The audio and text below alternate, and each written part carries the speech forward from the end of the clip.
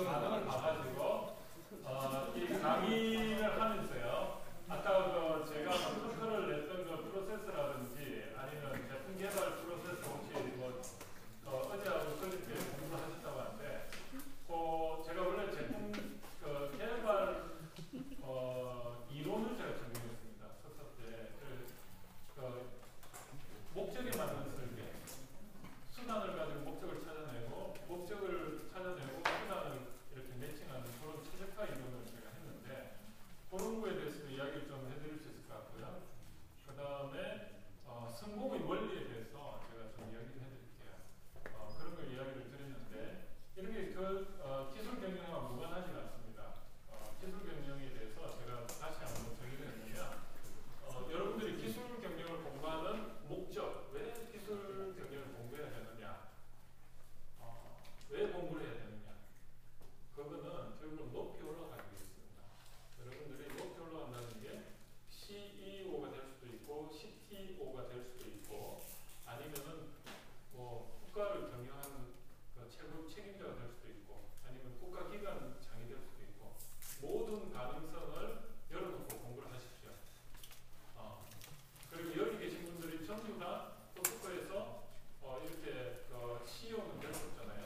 그러면 개인의 어떤 역량이 이 회사에서 키워져가지고 나중에 자연스럽게 다른데 또 이렇게 자기 개인 사업이 될 수도 있고요. 그렇게 갈 수도 있어요. 그래서 여러분들이 오늘 계기로 해서 나의 프레임을 한번 만들어 보겠다.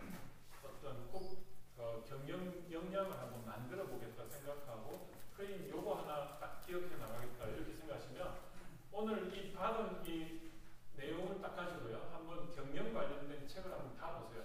그러면 그 사람들이 뭘 말하는지 핵심을 알 수가 있습니다. 그걸 제가 이야기를 드리는 거고요. 여러분들이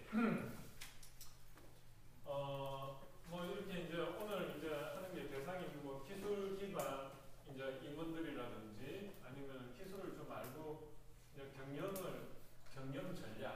전략을 알고자 하는 그런 분들을 대상으로 하고 있고요. 교육 목표가 말 그대로 기술하고 경영의 왜 이거를 배워야 되고 그리고 이게 어떤 역할을 하는지 특징이 뭔지 이런 걸 좀 교육을 하는 겁니다.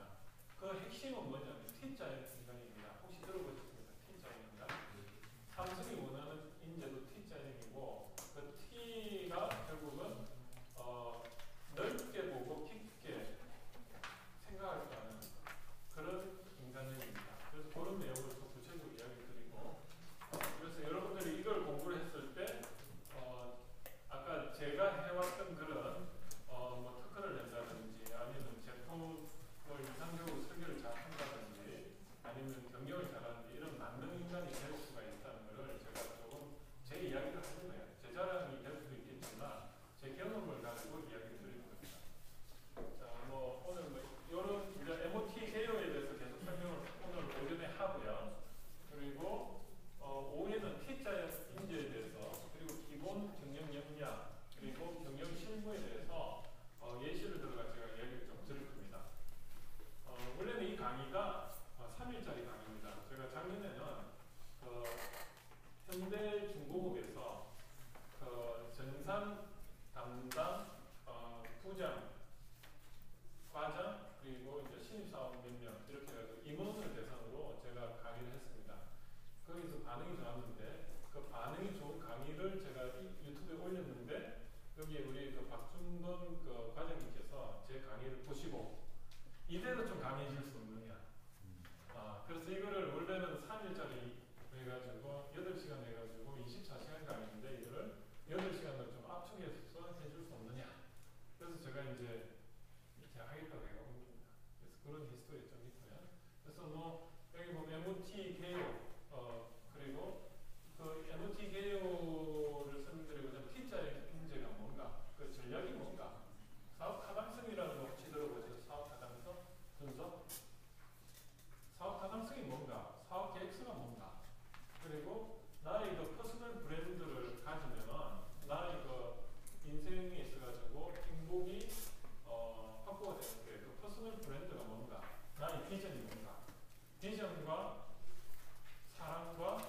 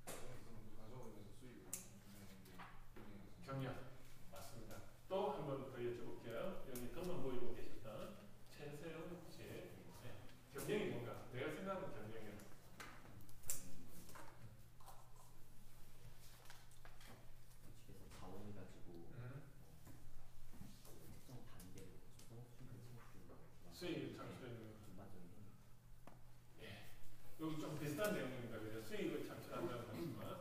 자, 그러면 제가 이렇게 질문을 하는 거는 본인의 생각을 한번 어필해 볼 수도 있고요. 굉장히 좋은 저는 방법이라고 생각합니다. 제가 요즘 노안이 와가지고 이게 참 예전 같지가 않아요. 이게 딱 1년이 지났는데 갑자기 그래요. 한정글 씨, 예, 경영이 뭘까요? 경영이. 저는 그냥 자원을 좀 효율적으로 관리하는 그런 그렇죠. 송장업 씨, 송창익, 예, 경영이 뭘까요? 자원을 효율적으로 관리하고 수익을 창출하고 그 다음에 어떤 특정한 목표를 세우고 그 예. 목표를 달성하기 위해서 예. 맞습니다. 여러분이 말하는 그 경영이라는 건 제가 한마디로 정리를 해보면 어떻게 보면 자원을 잘 활용해가 수익을 창출하는 전략적 접근이 경영이다 이렇게 이제 얘기하는 거고 하나 간과를 하는 게 있습니다. 뭘까요? 여기 보면 사람이에요. 그 경영학의 그 초석을 세운 사람이 누구냐면 피터 드러커 들어봤어요? 피터 드러커? 그 사람이 뉴욕 NYU라는 데에 처음에 이제 이민을 와가지고 거기서 강의를 하게 됐는데 이분이 원래 오스트리아 재상의 아들입니다. 피터 드러커가 1910년, 20년대에 그때 1차 세계대전이 일어나면서 오스트리아 재상이었는데 그때 독일 그 나치를 피해서 이제 와가지고 미국에서 NYU라는 데 와가지고 인문학을 강의했는데 그 핵심이 뭐냐면 사람에 대해서 강의를 했어요. 사람에 대해서. 근데 이 피터 드러크라는 사람이 오스트리아 재상의 아들인데 이 살롱 문화 들어보셨어요? 유럽에는 살롱 문화가 있습니다. 그래서 그러니까 이 피터 드러크의 아버지가 재상이었는데 거의 뭐 나라에서 국무총리잖아요. 그러면 그 독일하고 다 인접해 있으니까 그 피터 드러크하고 아버지의 친구분들 중에 세 분이 노벨 경제학상 수상자입니다. 대단하죠? 그러니까 피터 드러커의 아버지가 재상인데 이분이 그 지역에 있는 아주 유명한 그때는 전부 이제 노벨 경제학상 받기 전이었지.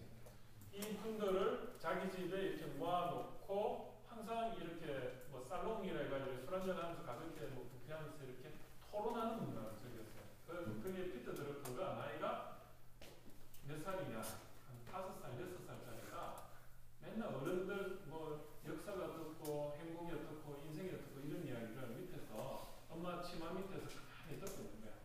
그리고 이제 비밀 이야기 같은 게 있죠. 비밀 이야기. 그런 거를 화장실 들어가면 화장실 옆 이렇게 뭐 하여튼 뭐 봉진 비슷하게 돼요. 다 들린대. 자기는 경험에 의하면 그 화장실에 들어가 있으면 그 사람들이 말하는 게 다 들린대. 그거를 다 듣고 있었대요. 그러니까 자기가 그 어떤 철학을 키웠다는데 이 사람이 관심이 사람이에요. 사람. 그래서 뉴욕 NYU에서 이제 경영학을 처음으로 이제 그렇게 창실한 거죠.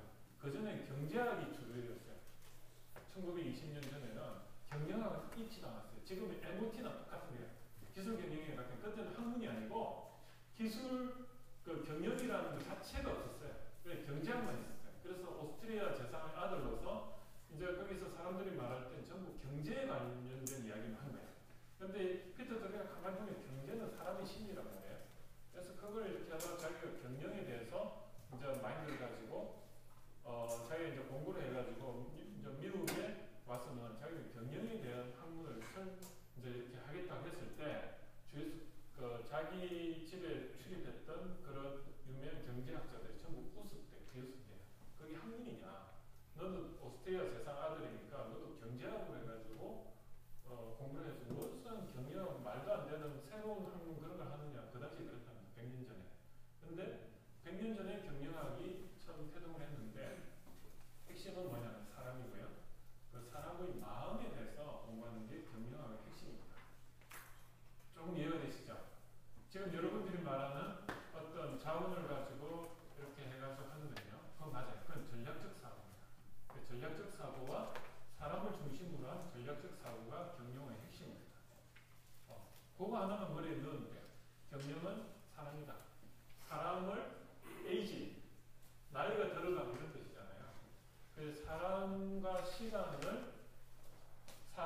시간을 멘트, 말하다 이런 뜻도 되고 어원을 보면 멘트가 말하다는 뜻이잖아요. 사람과 시간에 대해서 말하는 게 경영입니다.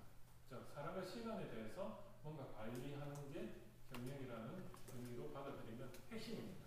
그래서 책을 볼 때 경영을 공부하실 때 사람을 시간에 대해서 뭔가 이야기를 하려고 하는구나 그 관점만 보고요. 그럼 책이 한 수십 권 보는 것도 낫다니까. 그럼 80%는 그 내용이에요. 사람을 어떻게 심리를 이용해가지고 뭐 동기부여를 해가지고 일을 하게끔 만드느냐. 그게 경영입니다. 그러면 그 경영할 때 사람을 중심으로 한 시간을 어떻게든 관리하는데 조금 더 폭을 넓히면 사람이 어떤 일을 해요? 사람으로 하여금 어떤 일을 하게 만들어요? 사람이 대상이에요. 고객이 될 수가 있어요. 그죠? 나 대신 나머지는 다 고객이에요. 저한테 여러분들은 고객이고요.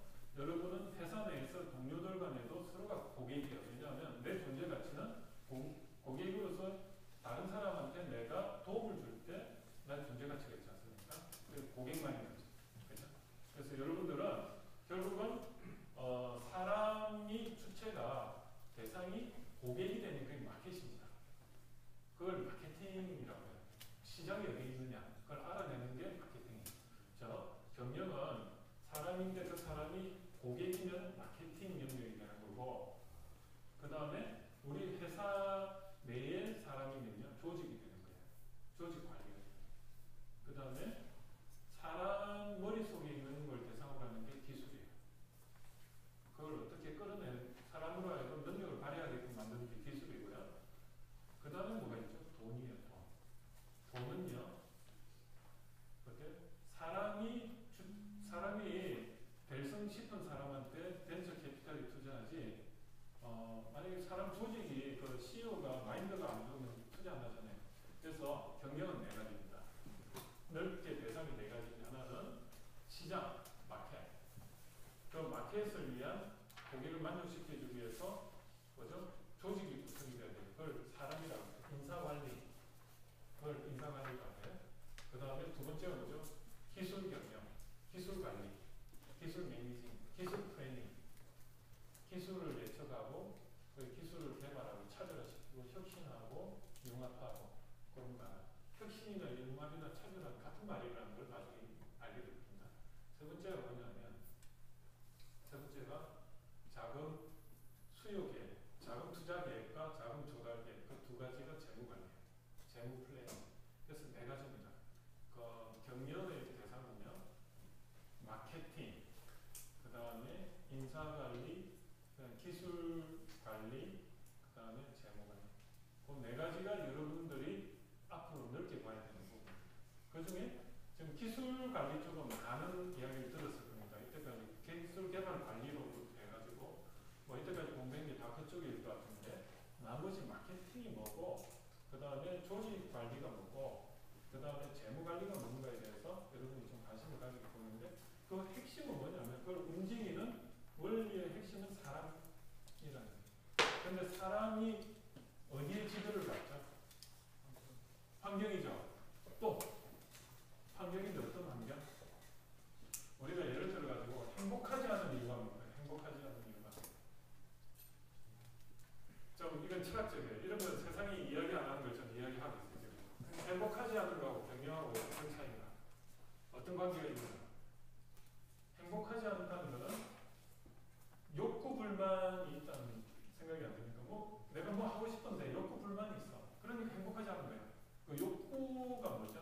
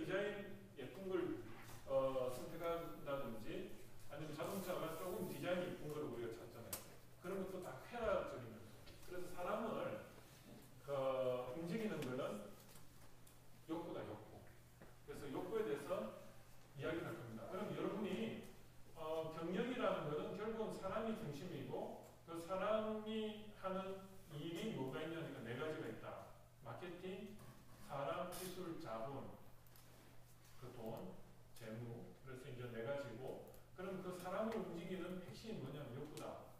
그래서 여러분들이 물건을 하나 팔더라도, 우리가 저 엔지니어로서 생각할 수 있는 거는 물건을 팔면 이거 그냥 고객이 원하는 거니까 제품을 잘 만들어야지 하고 팔잖아요. 근데 그 이면에는 욕구를 파는 거예요. 욕구를.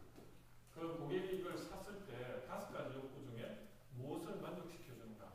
첫 번째가 경제적으로 이걸 저렴하게 만들어가지고 고객이 봐서 성가비가 좋다잖아요.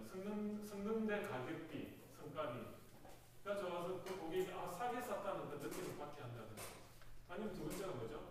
이걸 사고 내가 보니까 볼수록 이뻐. 쾌락적인 욕구도 있잖아요. 그걸 제공한다든지. 세 번째가 뭐죠?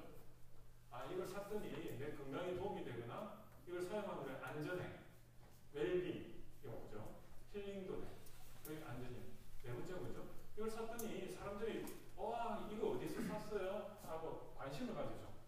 할리 데이비슨 막 이렇게 타고 다니잖아요. 한 3천만 원, 5천만짜리 타고 다니잖아요. 그죠? 전문가들이 돈 많은 사람들이 타고 다니죠. 그 겨울에 추운데 추운 바람 맞으면서 그 무리에 속하고 싶어요. 그러면 나도 이걸 탄다. 우리나라 사람들은 굉장히 사랑을 받고 싶어하는 민족이에요. 왜냐하면 남이 사면 나도 거기에 같이 사가지고 같이 나도 하고 있어 이거예요. 우리 카톡 하면 거기 소외되는 엄청 소외되는 사람들이에요. 뭐 이게 저도 마찬가지지만 요즘은 보면은 뭐 나이 들어서 문자 메시지 안 와 있으면 막 조금 허전하고 이렇잖아요. 아침에 일어나면 그거예요. 왜냐하면 관심을 받고 싶어요. 우리가 포스코에서 물건을 만들 때 이게 고객한테 어떤 걸 만족시켜주는가를 한번 잘 생각해 주시기 바랍니다. 그게 어떻게 보면 경쟁력입니다. 그래서 우리는 이 매니지먼트라는 것은 좀 새로운 관점에서 접근을 해보자. 경영은 사람이다. 근데 사람의 그 마음이다.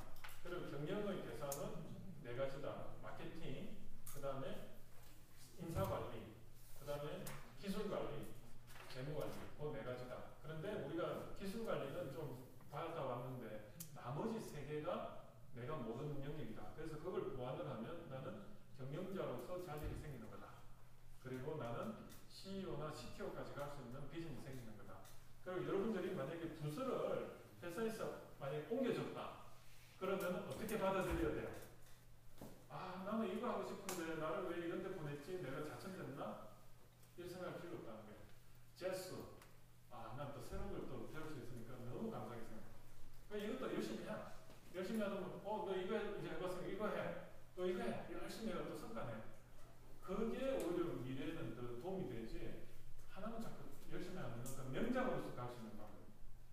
여러분들, 저도 이제 제가 전공이 지금 뭐냐면 인생 고령화에 따라서 앞으로 미래의 트렌드 변화가 제 전공이에요. 뭐냐면 앞으로 두 가지가 믹싱이 되고 다양한 생리 병리 현상이 나타나는 사회적으로 첫 번째가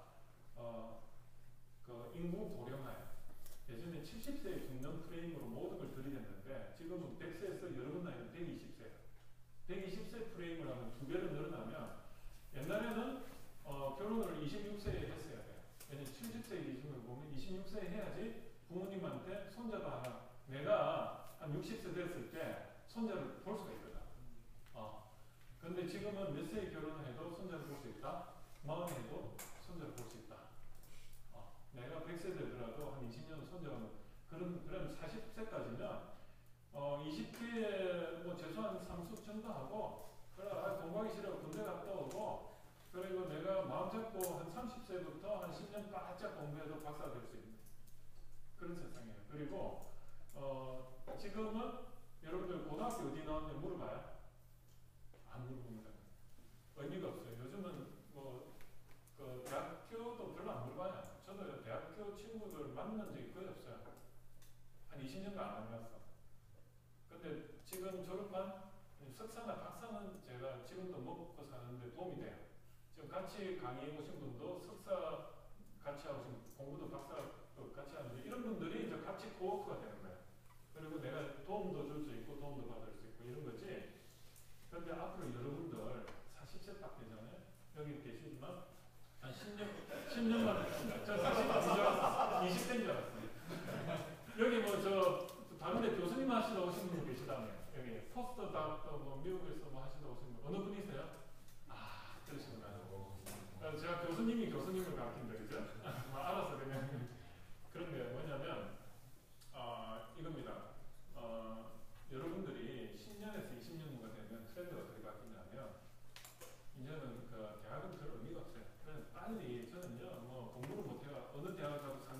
제공해가지고 거기서 빨리 학사하고요. 석사 들어갈 수 있는 조건만 만족시켜줘가지고 석사나 박사를 전대 가가지고 자기가 하고 싶은 거 하면 돼. 그게 빠르고요.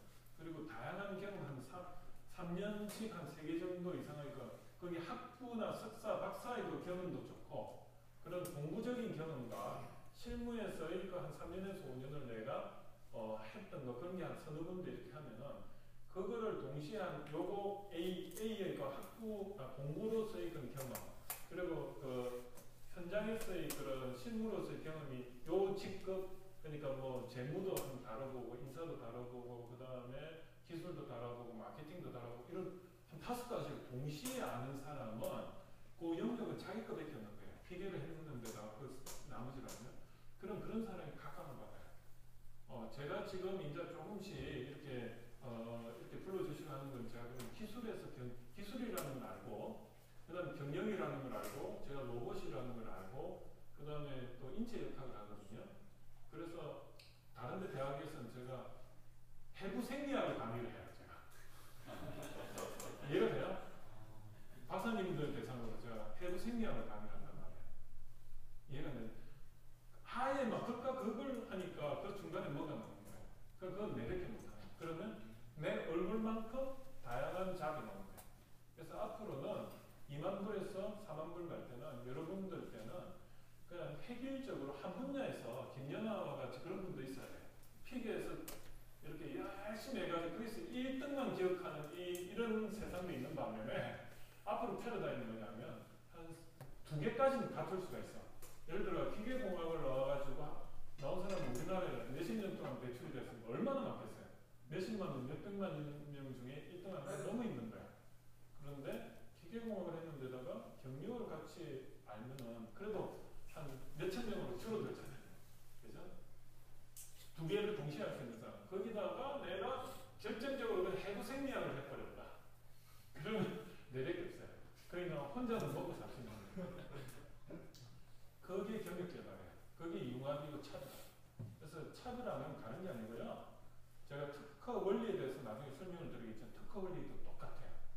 특허 원리가 그 애플에 라운드 된 건 전부 내 거야. 이게 말도 안 되는 거 어거지로 막 이렇게 특허 소송하잖아요. 애플에서. 그거는요. 특허가 될 수가 없어 사실. 그런데 라운드가 진 것 중에 우리 제품같이 터치가 되는 제품. 그 터치되는 것 중에 뭐 이렇게 확대 축소로 이런 걸 되는 거. 그 3가지를 만족하는 건 범위가 줄어들지만 그 특허 요건이 된다는 거예요. 엔드를 해가지고 중간을 찾아내는 게 그 차별이에요. 그게 융합이고 융합적 사고가 차별화나 혁신이나 같은 말이죠. 그겁니다. 그래서 퍼스널 브랜드도 그런 거고 여러분이 여기 부서만큼이나 다양한 경력을 가지고 있다고 보시면 돼요. 그래서 거기서 최소한 3년은 버텨라. 네. 3년이라는 게 1만 시간의 법칙이거든요.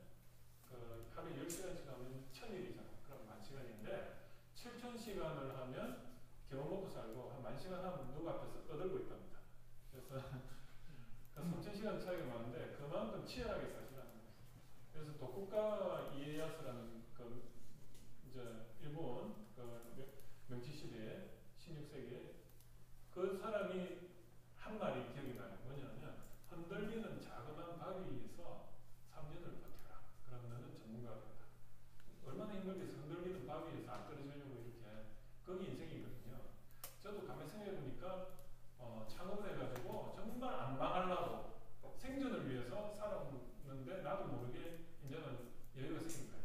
그 과정은 굉장히 남이 볼 때는 어떻게 볼지 모르지만 굉장히 치열한 삶이지만 그 자체가 자기의 그 기술을 가지게 되는 하나의 방편입니다. 그래서 여러분들이 부서에서 이렇게 좀 힘들고 하지만 힘들수록 내가 전문가가 되고 있구나 그런 생각이 딱 맞습니다. 네. 자, 한번 볼게요. 자, 사람 기술을 잡은 마케팅 관점에서 한번 생각해보자고 했어요. 한번 볼게요. 여러분이 생각하는 마케팅이라는 거는 영업에서 그냥 마케팅이라고 생각을 많이 해요. 영업팀에서 보면 마케팅 하잖아요. 마케팅은요, 마케팅이 경영이라고 보시면 돼요. 마케팅이 뭐죠? 시장을 알고 시장에 대해서 솔루션을 제공하는 걸 마케팅이라고 정의를 합니다.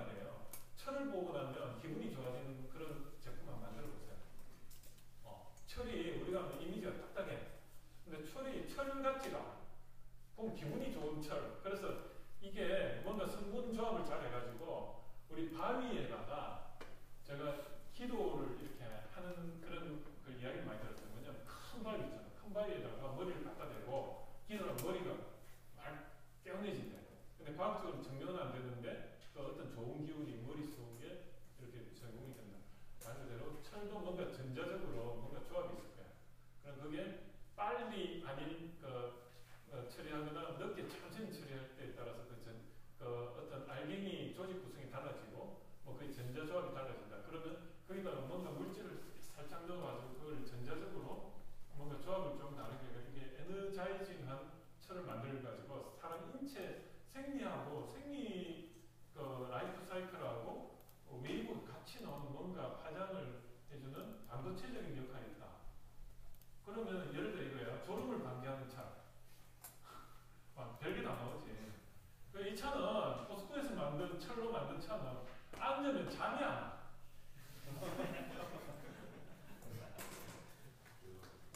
말도 안 되는데 말 되는 거 같죠?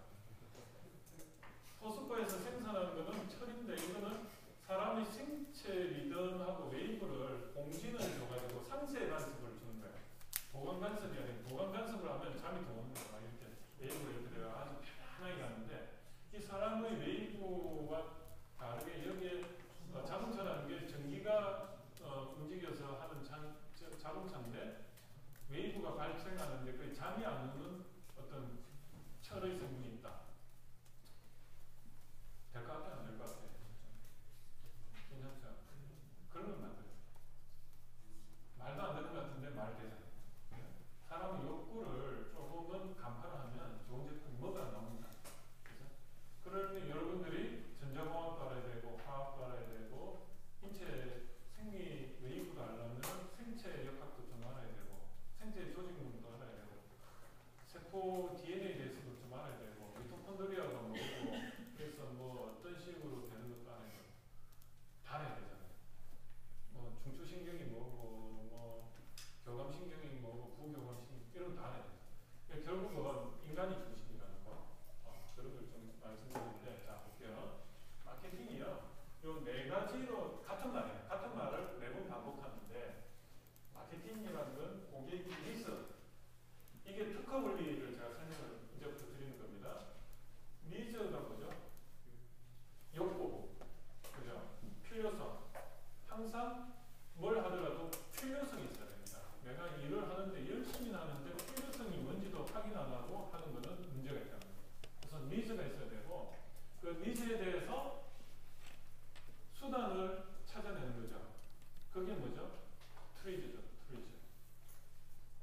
트리즈 혹시 교육 들어보셨어요? 여기 트리즈 강의 들으신 분? 정말요? 완전히 이제 내 판이네. 내가 트리즈 전문가거든요. 자, 볼게요. 자, 그럼 트리즈를 쓸 때 가장 효과적으로 쓸 수 있는 방법이 뭐냐? 이거거든요. 니즈를 확인하고 수단을 찾아보니까 수단이 많아. 수단이 한 5개 이상 있어. 그러면 트리즈를 쓸 필요가 있을까요? 없을까요? 그런 때는 안 써도 돼요. 그죠? 솔루션이 많으니까. 그럴 때는 5가지 중에 가장 효과적인 걸 찾아내는 거죠. 그게 뭐죠? 전략이에요. 전략의 틀에 대해서 나중에 이야기를 하지만 효과와 효율 관점에서 점수를 가장 많은 밸류에이션이 가장 높은 거를 선정하는 게 전략입니다. 그러면 수단이 5개면 그거를 효과와 효율 측면에서 배치를 해가지고 효율이 가장 높고 효과가 제일 좋은 걸 솔루션을 찾아가지고 1대1로 매칭하는 게 그게 설계죠. 그죠? 근데 조금 더 깊이 들어가면 1이라는 그 니즈가 있으면 1을 딱 매칭시키고 2에 대해서 2를 매칭을 시키는데 문제는 뭐죠? 1이 2에도 영향을 미치는 거를 커플링이 됐다고요. 멀티플 퍼즈로 이 메소드가 하나가 2개 이상을 만족을 시켰을 때 그거를 설계가 좀 안 좋은 설계라고 해요. 뭐냐면 1을 위해서 1이 작동을 조정을 하면 밸브를 늘렸다 줄였다 했더니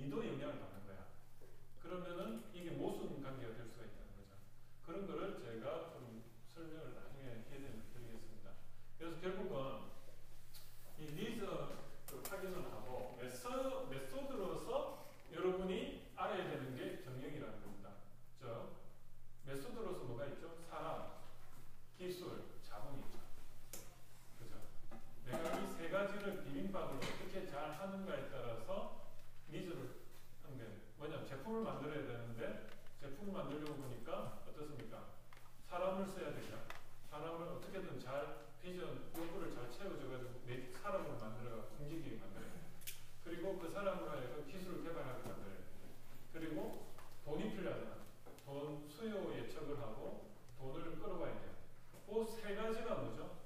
메소드예요. 메소드. 그걸 뭐냐면 키 석세스 팩터라고 해요. 핵심 성공 요인이라고 합니다. 그래서 마케팅이라는 것은 결국은 니즈를 확인을 하고 수단을 강구하는 게 경영이다. 그래서 그런 관점이 있고, 또 한 가지는 니즈가 크면은 효과도 큽니다. 그죠? 욕구가 크면은 그걸 만족시켜주면 너무 만족스러운 거예요. 특허가 그래요. 특허가 니즈가 크면은 특허가 좋은 특허예요. 그래서 특허의 요건이 세 가지입니다. 세 가지가 뭘까요? 첫 번째가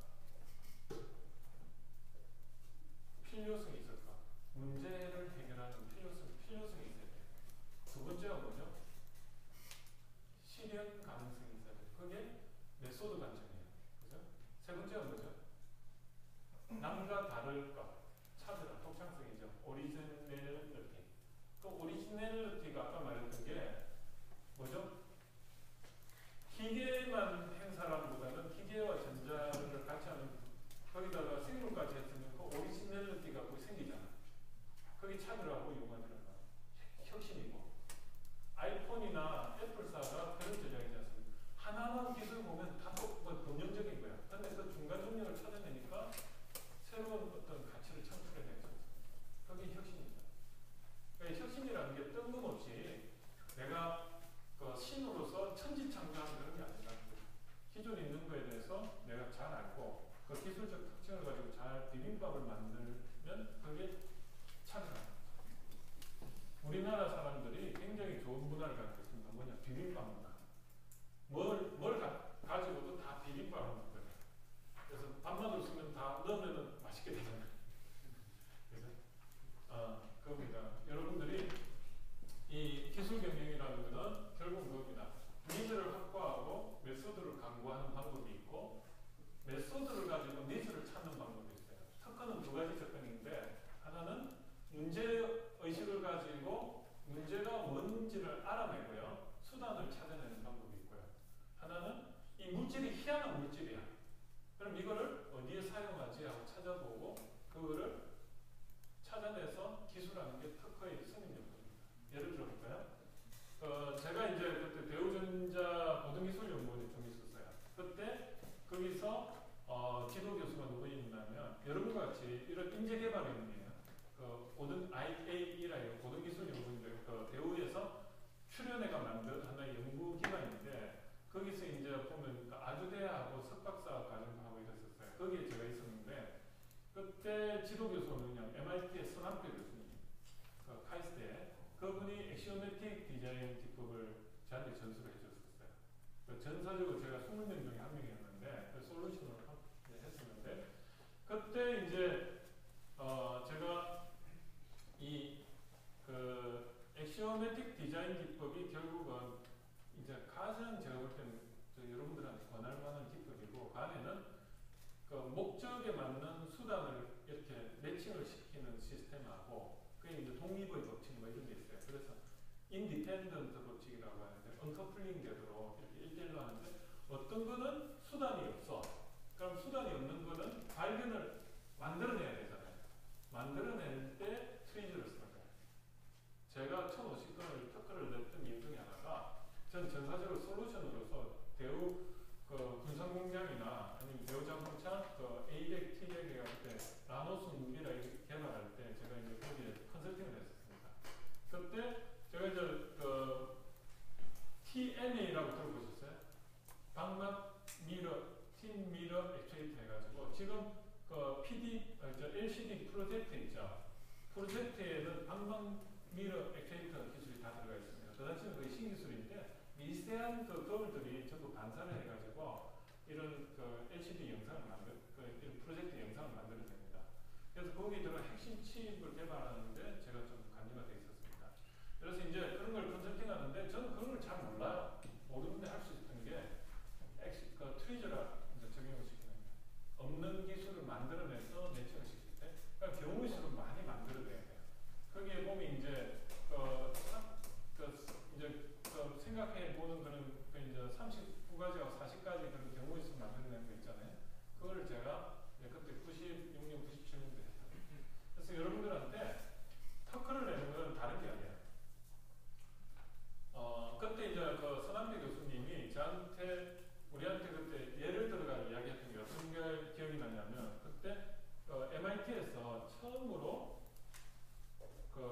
신발 밑창에 들어가는 그 고무 있죠. 그걸 뭐라고 하죠? 폴리 뭐라고 하죠? 갑자기 생각 안 나네. 우리 그냥 플라스틱 고무 있잖아요. 신발 갑자기 생각. 그 제가 사출을 그분 이제 MIT에서 사출을 이렇게 하잖아요. 사출 성형을 하는데 거기 공기가 섞였어요. 어느 날 공기가 섞여가지고 거기에 이제 발포가 되면서 보통 플라스틱은 그냥 공기가 섞이지 않고 이렇게 나오는데 그게 플라스틱 성형이 되는데 거기에 공기가 섞이다 보니까 그게 플라스틱이니까 닳지도 않고 잘 닳지도 않고 그러면서 뭐죠? 그게 이제 푹신푹신하고 충격을 흡수하는 거예요. 그게 뭐냐면 갑자기 생각 안 나요. 폴리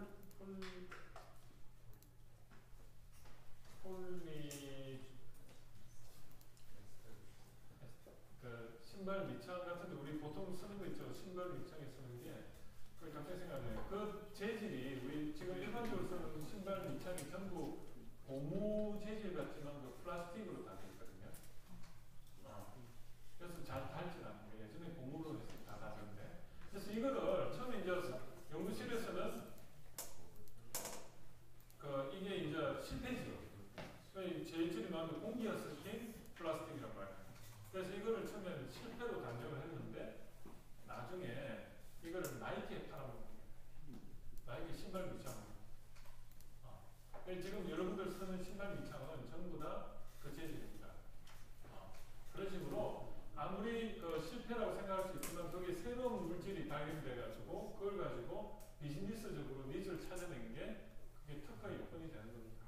그래서 여러분들이 항상 관찰력을 가지고 뭐 잘못된 뭐 이렇게 뭐가 나왔어요. 희한하게 나왔어. 그럼 그거를 이게 필요성이 뭔가 찾아내면 그것도 특허가 된다. 오히려 필요성을 가지고 니즈를 가지고 메소드를 찾아내는 방법도 있고.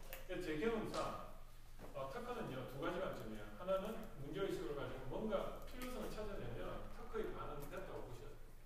왜냐면 희한한 거 이상한 걸 하나 발견해서 그걸 가지고 니즈를 찾아내면은 그것도 특허.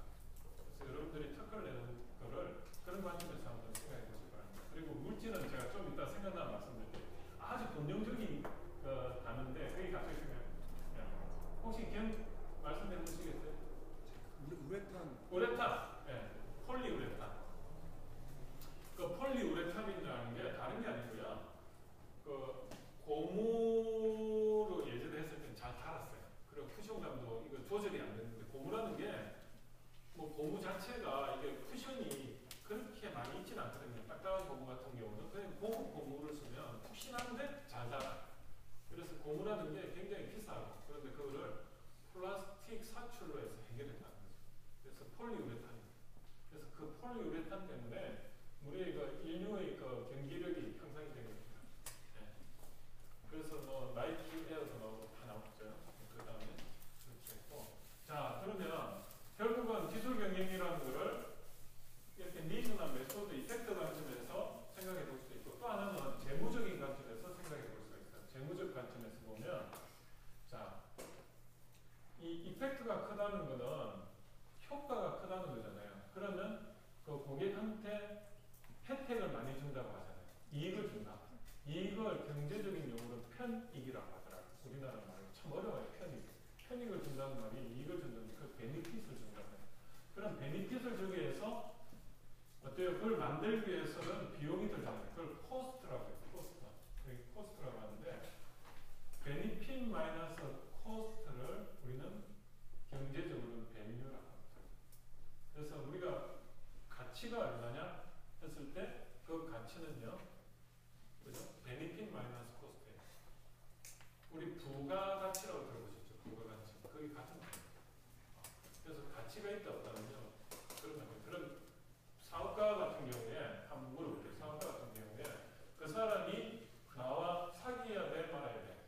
내가 그 사람과 사귀어야 돼 말아야 돼. 그 관점은 뭐냐면 일반적으로 우리가 이런 프레임을 안 가지고 있었는 거죠. 사사로운 감정에서 나 그 사람 싫으니까 사기 싫어 이렇게 가는데 비즈니스맨은 어떠죠? 그 사람이 내한테 주는 이익이 어느 정도고 베니핏이 얼마고 내가 그 사람한테 좀 감정적으로나 물질적으로 어느 정도 좀 뭔가 저 코스트를 지불해야 되면 그게 마이너스는 안 사기겠다. 근데 밸류가 있다. 저 밸류가 은행 금리보다는 높다. 이거를 그렇게 판단하면 무조건 사기는 거죠. 그게 사업가적 접근입니다. 그래서 여러분들이 모든 걸 생각하실 때, 그럼 이걸 해야 돼? 말아야 돼? 생각하실 때는 그걸 베니핏 마이너스 코스트 관점으로. 그래서 이게 밸류가 있냐 없냐. 저는 그런 관점으로 생각해 보시고요. 여러분들이 좀 피곤하신 것 같으니까 한 10분 좀 더, 저기 11시부터 다시 강의 시작하겠습니다. 좀 쉬었다 하겠습니다. 커피 한 잔 드시고 오세요. 네, 박수!